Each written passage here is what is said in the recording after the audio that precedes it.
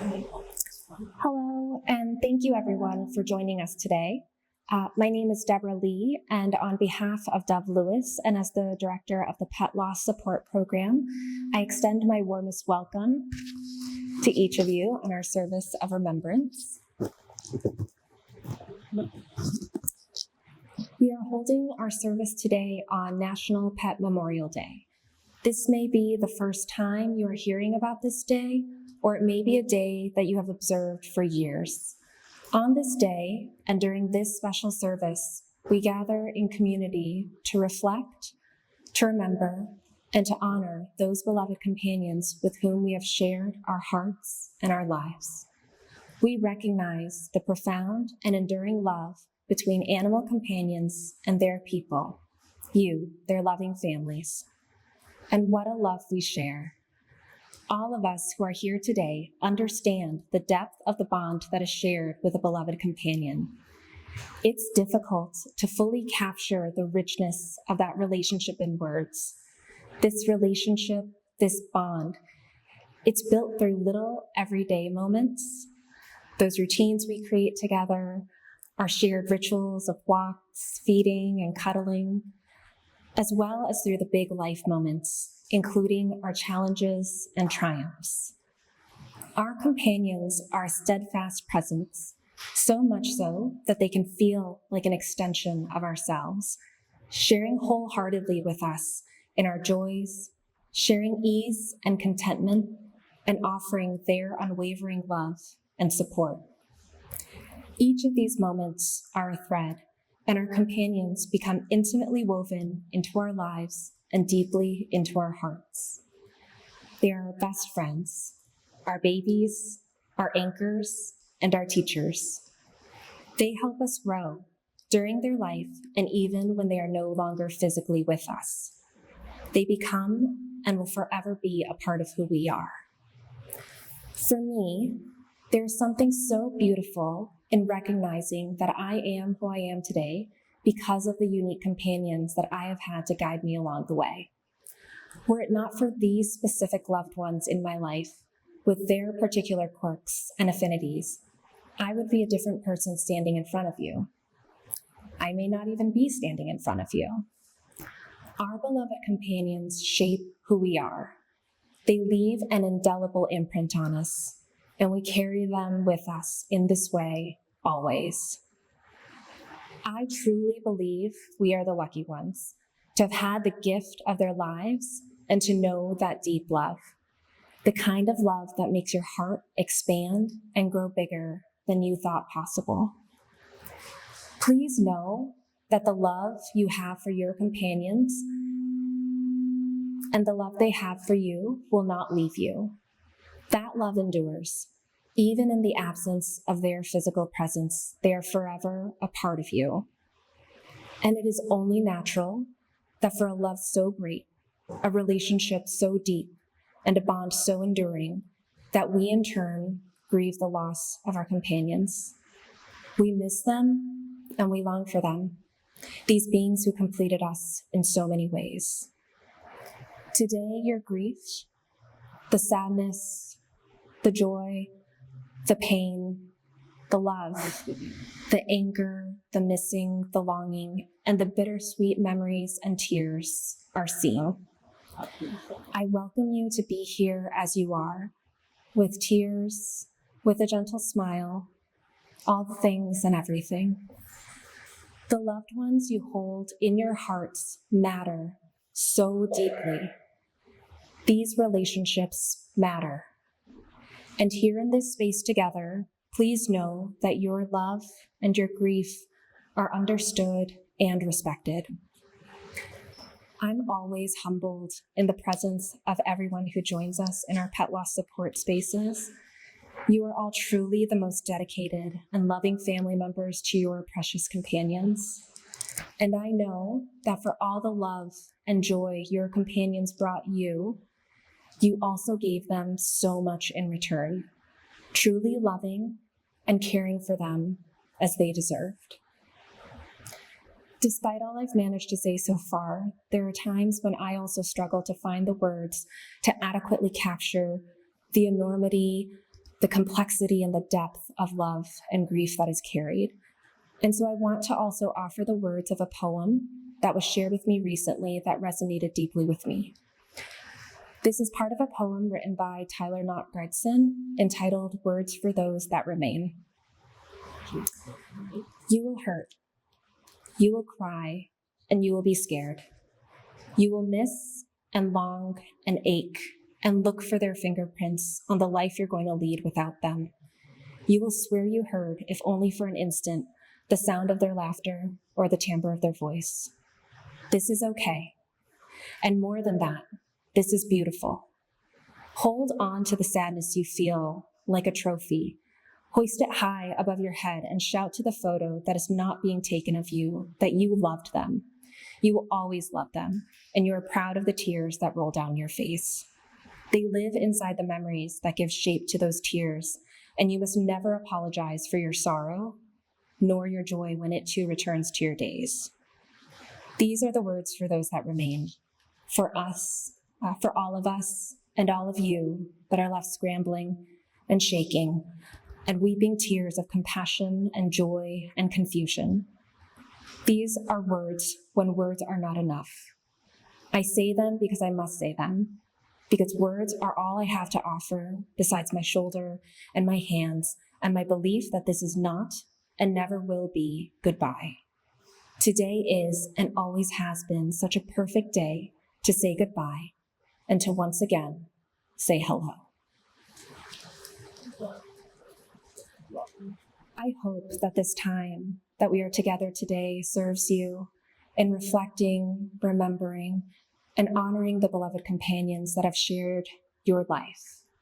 You are one of a kind, sweet, dear, and deeply cherished family members. I wish you peace and comfort, and I hope this day helps you draw your companions a little closer, bringing their sweet memories near as they are forever in your hearts. And joining us today to share about his beautiful and enduring bond to his beloved companion is Paul. I believe Paul's story of profound love, grief, and hope will resonate for all of us here today. I hope you find inspiration, comfort, and connection as Paul shares his abiding love and bond with his sweet Maddie. All right, well, good to see everybody. Some people I know from the Dove Lewis support groups and also some new faces.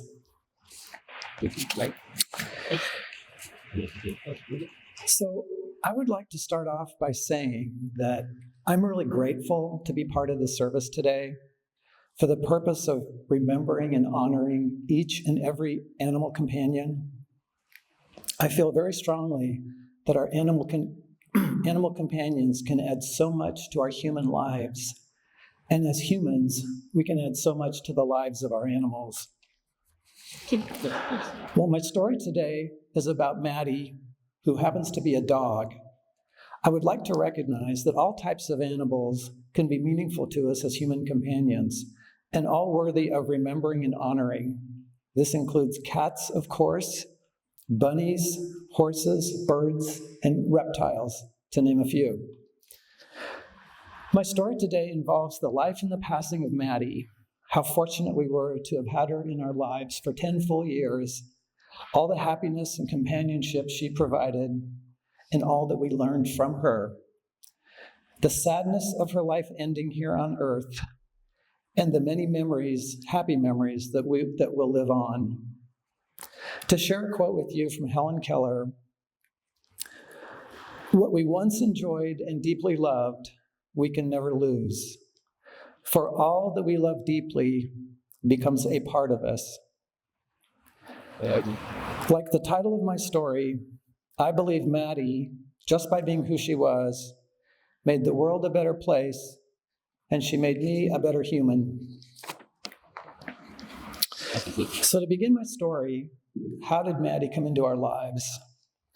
So my wife surprised us with a new dog. Actually, it turned out to be 2 new dogs. And there should be a picture of Maddie at 8 weeks and 10 years.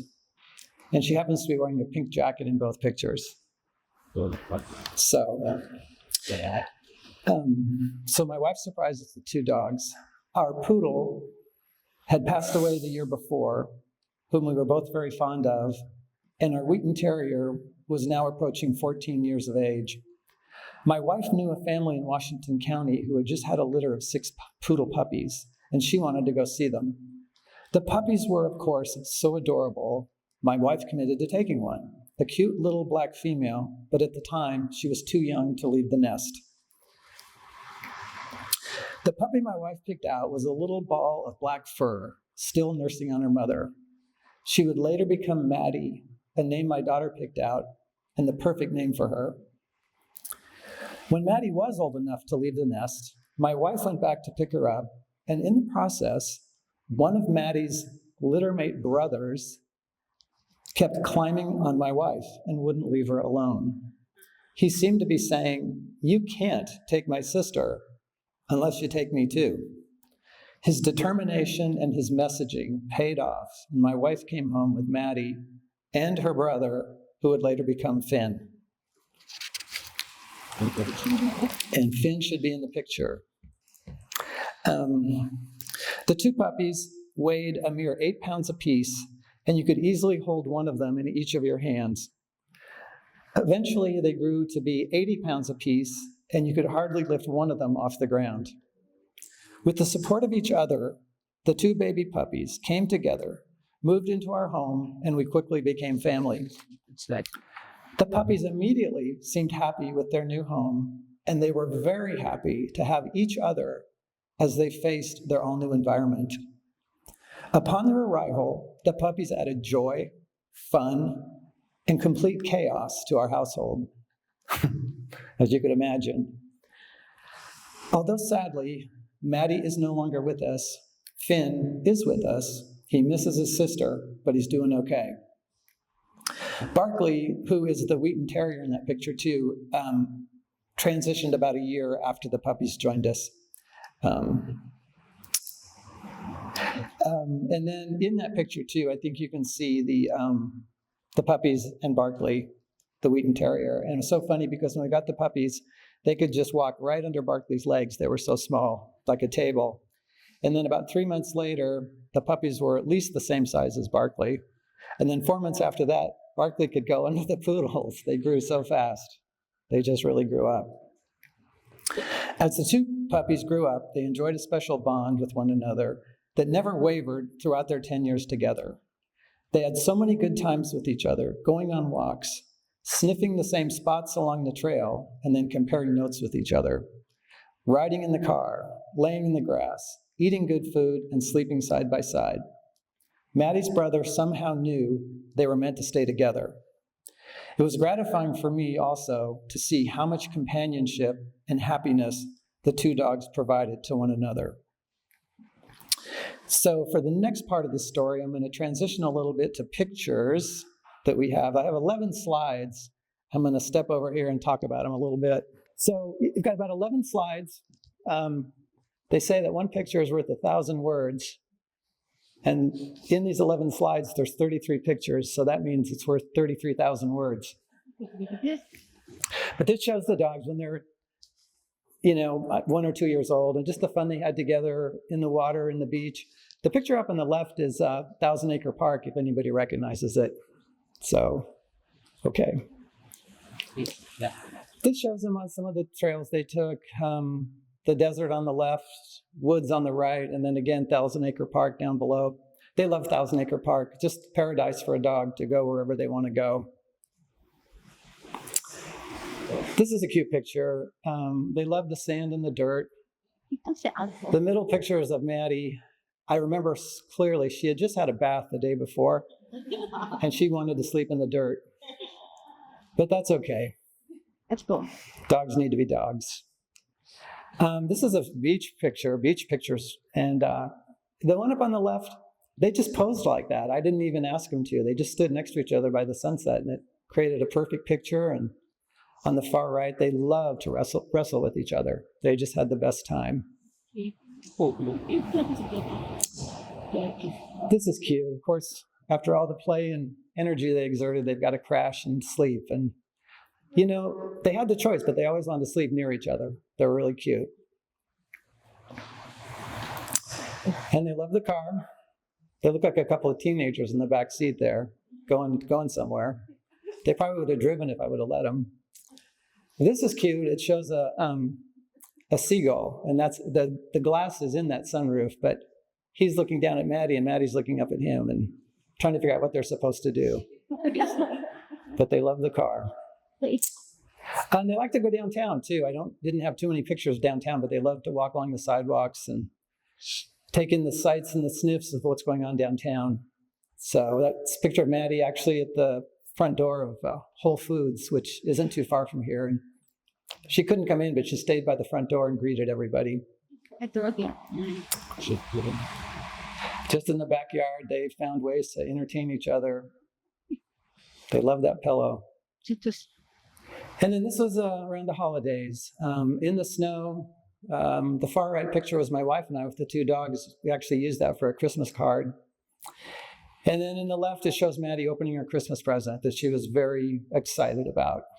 So kind of shows you some of the times they had. In this picture shows the two dogs nestled up by the fireplace on the right. And then on the left, it's me sitting on the floor and the two dogs asleep next to me. And that was one of my favorite things to do, was have both dogs, one on each side, and just sleeping. It was a great thing to do. So to continue my story, while the two dogs had developed an unshakable bond with one another, I too had developed my own bond with each of them. My fondness for the two dogs was equal. They were both my favorites, and they didn't feel the need to compete with one another for my attention. We just all bonded together. I felt like the two dogs were willing to share with me the unshakable bond they shared with each other. Their bond was simple, honest, and unconditional. It didn't take much for them to be happy and content. I found great comfort just sitting next to and relaxing with my animal companions, especially in the evening time when they were sleepy. As humans, we tend to lead complex lives compared to our animal companions, who find everyday happiness and contentment in just being. Maybe that's how animals help us so much. My animal companions helped to make me a better human in several ways. They brought a calmness and peacefulness into my life that often reduced stress and replaced it with comfort and relaxation. They can make me feel like I'm not alone, yet they don't make me carry on a conversation if I don't feel like talking. My animal companions have shown me new things and new ways of looking at the world that I could never have seen without them. They show me that I'm important to them. They are always glad to see me, and they want to be with me, regardless of what I'm doing. They make me feel like I bring good things and happiness into their lives, and they appreciate it. This helps me to feel valuable and worthwhile as a human. My animal companions have brought happiness into my life in so many ways. Just seeing their happiness chasing a ball or their excitement about going for a walk can make me happy. I have also learned how trusting and vulnerable our animal companions can be in the care of humans. They must depend on us to provide them with what they need to survive, as well as have fun. This includes water, food, shelter, healthcare, and so much more. Fortunately, like probably everybody in this room, many human companions realize this important responsibility, and as a result, take extra care of their animals. Related to this care of animals, my animal companions have increased my awareness how important it is to help other animals who are less fortunate than they are. Just seeing how much my animal companions can thrive, be happy, and enjoy their lives because they were given the opportunity has made me realize how much animals have to lose and how difficult an animal's life can be that doesn't get this same opportunity to thrive and enjoy their lives. This includes cats and dogs who are neglected and mistreated, as well as all types of animals throughout the world who may be mistreated for various reasons. Seeing how much my animals can enjoy their lives has motivated me to volunteer my time and resources to organizations that help protect animals who are less fortunate. So I credit my dogs with that. The rest of my story tonight will focus on Maddie specifically.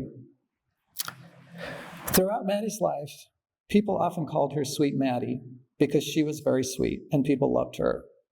But she was more than just sweet. She was smart. She could figure things out quickly. She was athletic and strong. When she wanted to, she could run circles around her big brother. She was funny. She could make you laugh. She was caring and kind. She reached out to humans of all ages with her kind ways.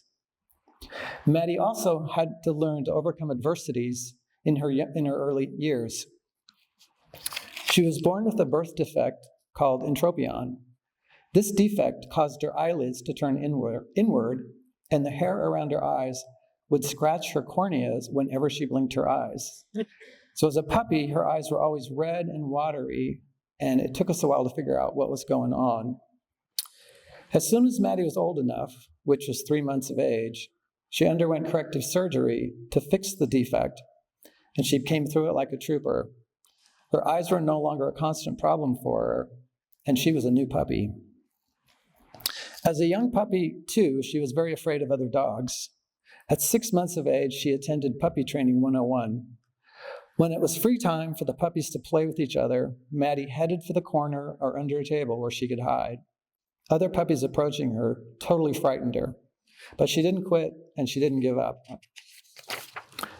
At age 2, she made the mistake of swallowing a rock that lodged in her small intestine. This required emergency surgery to remove it and save her. But she recovered and she persevered. And there was a slide that showed her kind of her eyes after surgery, and then she's lying on a stretcher in the back of our car when she swallowed a rock. We had to take her from one vet to another. With each year of her life, she grew stronger and wiser and more outgoing. As she became more confident and comfortable, she no longer lived in constant fear. Eventually, Maddie could go to a dog park and be comfortable around the wide variety of dogs and people that she encountered. Maddie grew to be more and more social and outgoing with humans of all ages. Maddie was great with small children and acted as if it was her mission in life to provide children with a positive experience with animals through her gentleness and kindness. She would greet small children with her wagging tail, big brown eyes, calm demeanor, and lots of patience. Maddie seemed to enjoy making kids happy by letting them pet her and hug her. One day, while sitting on the sidewalk with Maddie waiting for a parade to start, a 5-year-old boy came up to Maddie. I thought to pet her on the head, but instead he twisted her nose back and forth in a mischievous way that he thought was funny.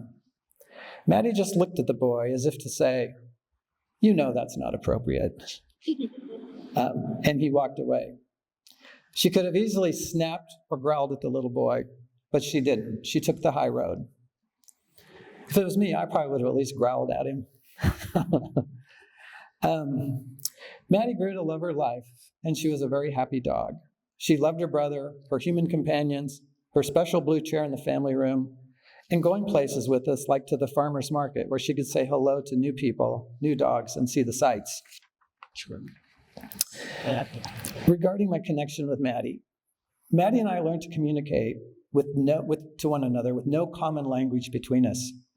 Maddie did learn the meaning of some human words like treat, food, squirrel. I too learned that she used different barks to indicate the seriousness of a given situation. Mostly Maddie used her ears to communicate, almost like sign language. She would often raise or lower her ears to indicate what she was thinking. She would tilt her head from side to side to let me know she didn't know what I was trying to tell her. She also knew she could use her big brown puppy dog eyes to get just about whatever she wanted from me, and she did. I typically use my voice and body language to communicate with Maddie. Often we could just look at each other and know what we were supposed to do. I had a special whistle sound I could make to get Maddie's attention. When she heard the whistle, she would always drop whatever she was doing and come running. Maddie's greetings were without fail. Each morning and each time I returned home, Maddie was always provided a heartfelt, good to see you greeting. When I was home, Maddie was typically in the same room with me. If I went into another room, she would follow me, or she would periodically check on me. On weekends especially, if I was planning to go somewhere, Maddie somehow sensed it and made it clear she wanted to go with me. I would take her whenever I could. In the car, Maddie wanted to sit next to me and see where we were going. Yes, she loved that. Maddie had several ways to express herself, but one behavior in particular I found very meaningful was her head bump on my leg. There were times when Maddie would come up next to me softly, bump her head against my leg, and then look up at me. I wondered what she was trying to tell me. I didn't know. Over time, I realized it was her way of saying, I'm here next to you and I'm happy. It was her way of expressing affection and contentment towards me in the way that she knew how from her animal world. It was a way to express affection that I never would have known from my human world. Once I understood what it meant, I cherished each and every head bump. So the story continues, and we transition to losing my animal companion. Life with my animal companions was wonderful and fairly predictable for 10 full years until November of last year. A few days before we were scheduled to load the dogs into the car and all head to Southern California for a month's vacation, we noticed Maddie had a loose tooth and a swollen gum. The vet at the urgent care clinic said, "This doesn't look good. You need to see a specialist." At the first possibility of something happening to Maddie, I remember thinking, whatever happens, just don't take my dog. And also thinking, I can't imagine life without Maddie. Upon diagnosis of Maddie's tooth, we were hit with the heartbreaking news that Maddie's problem tooth was caused by a cancerous oral tumor in her jaw, so aggressive, her prognosis was 30 to 40 days to live. I consulted several veterinary experts, and all said the same heartbreaking two words, I'm sorry. They each provided me with ways to care for Maddie during the time she had left, and their advice turned out to be very helpful.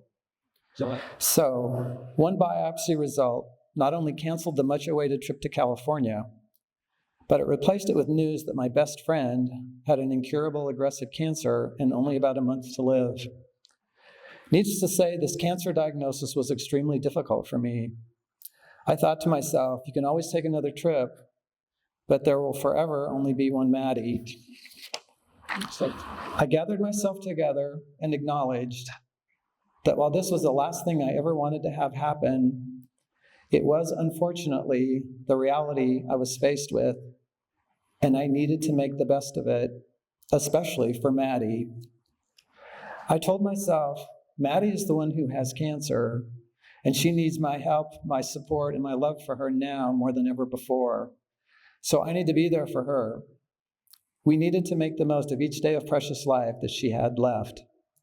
Since the month-long trip to California was just canceled, it meant I had at least a month with no commitments of any kind, and I immediately decided that month, and whatever it took would be devoted to Maddie, her medical condition, and her happiness for the time she had left.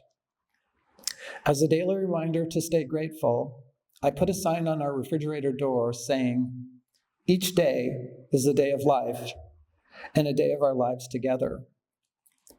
Maddie was able to experience 45 days of precious life from her cancer diagnosis to her last day. And 45 days of life is equal to 315 dog days, so that's pretty good.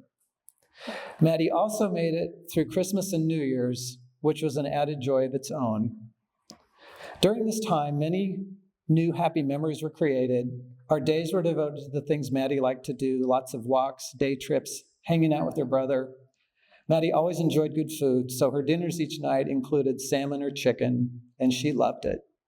The McDonald's drive-thru was always a favorite for Maddie as well, to stop for an occasional plain kids burger or an Egg McMuffin to start the day.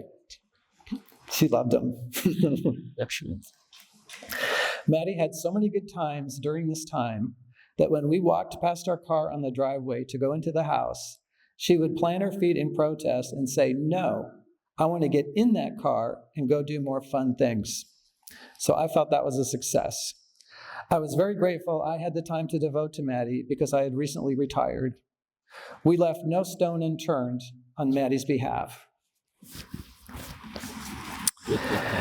As Maddie's caregiver, I had the difficult responsibility to closely monitor her quality of life, to make sure she had the best quality she could possibly have, yet still keep a close eye on the pain and suffering that her cruel disease could cause her as it progressed. I had to balance her love of life and her desire to live with the cruel disease aggressively attacking her body. I knew an end to her life would spare Maddie from the suffering of the dreaded disease, but that would also mean she would be gone from this earth forever, something I absolutely did not want to have happen.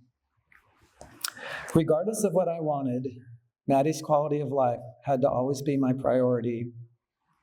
I had a veterinarian tell me that when the end of life does come in cases like this, it can often be a relief for the human caring for their terminally ill animal companion. When Maddie's life did end, I felt some relief, but only for about one day.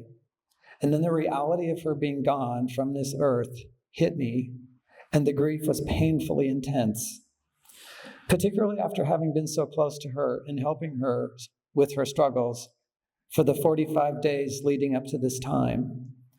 Her end of life for me was gut-wrenching. Knowing Maddie's brother of 10 years would be losing his life partner too only added more stress to the situation. I remember having waves of guilt hitting me in ways I didn't think were possible because they were so intense and brought such feelings of emptiness. So many aspects of my life as I knew it now look different. I remember looking at the calendar for 2024, which at that time was the year ahead, with all the events that I'd been looking forward to, and suddenly it didn't mean much without Maddie to be part of it. She had become so woven into my life, and now she was gone forever. I felt strongly that I needed someone to talk to who could understand what I was going through and hopefully could help to push back some of my grief. I didn't have anyone I knew who I could talk to who could understand the grief I was feeling over losing my animal companion. I did find, however, the Dove Lewis Pet Loss Support Group to be very helpful in this way, and I have attended several sessions. Many people attending the support group were like me. They could hardly talk about their loss, and when they did, they often said they were experiencing the worst pain they've ever felt and didn't know what to do. Their animal companions had provided so much support to them in so many meaningful ways. In many cases, their animal companion had been with them through their most difficult times, always with them, and suddenly they were gone. The grief each person experiences from losing their animal companion is unique to their situation. The Dove Lewis Pet Loss Support Group meetings have been so helpful for me and others because you're in the company of people who understand how devastating it can be to lose your animal companion. Surrounded by people who also loved and lost their animal companions can help a person to feel they're not alone with their grief. Deborah Lee does a remarkable job of organizing and facilitating these sessions, and she's helped me and so many people a great deal with our struggles with grief. Deborah understands how difficult and traumatic it can be to lose an animal companion, and she reaches out to each person attending. As time has passed and I've learned to live with my grief, I eventually began to find motivation as a result of my painful grief. Once I could begin to see through the stress and the sadness of losing my animal companion, I could start to see that her absence could have only caused me so much heartache if she had been providing so much happiness, companionship, and comfort while she was alive and in my life. Maddie's painful absence motivates me to stand up on her behalf, to recognize, to remember, and to honor her for the wonderful living being that she was. And also to recognize, to remember, and to honor each and every one of our animal companions for the wonderful living beings that they are, those living with us today and those living in our memories. To thank them for all the happiness, companionship, and love they were willing to share with each of us. Although I didn't want my time with Maddie to end, I now look back and I'm grateful for the 10 full years I was able to have her in my life, and the honor it was to be her human companion. The warm memories of her presence here on earth can live on forever. Her kindness to young children and people of all ages brought smiles and happiness into their lives. Her gentleness and presence with her big brown eyes looking at you allowed humans to see that animals are a lot like us. Maddie made the world a better place by being kind and gentle to humans of all ages. I think of her often, and I will always miss her.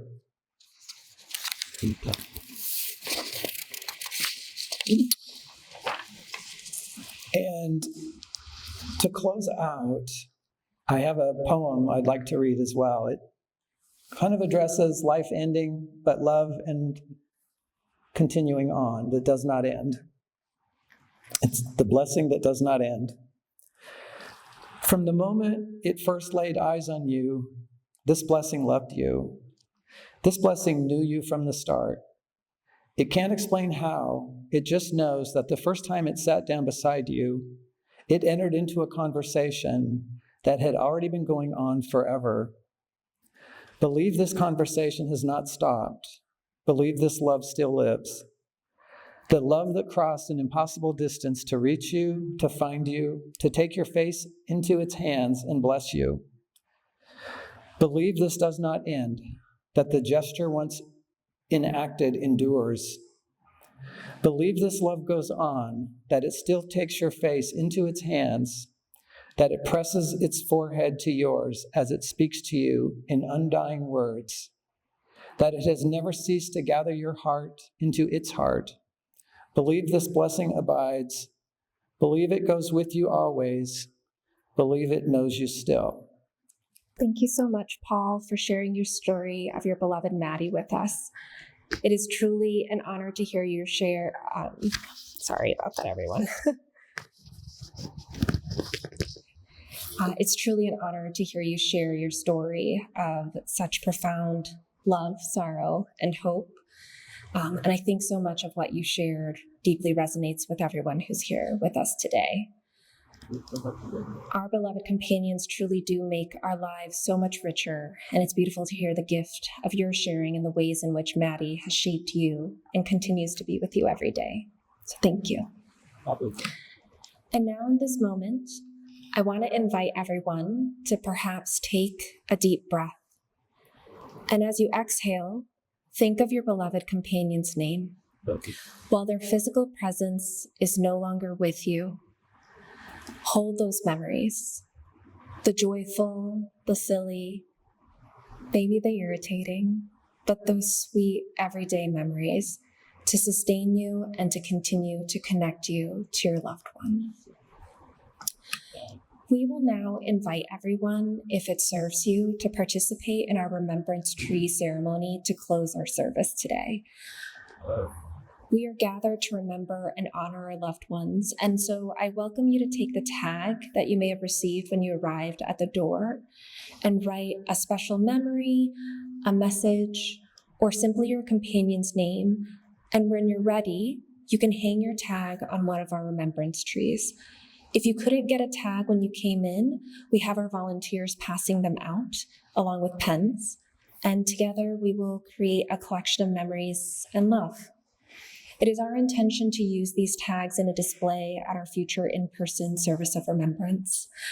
And if you chose to share a photo of your companion on our altar today, please remember to take that photo as well before you leave.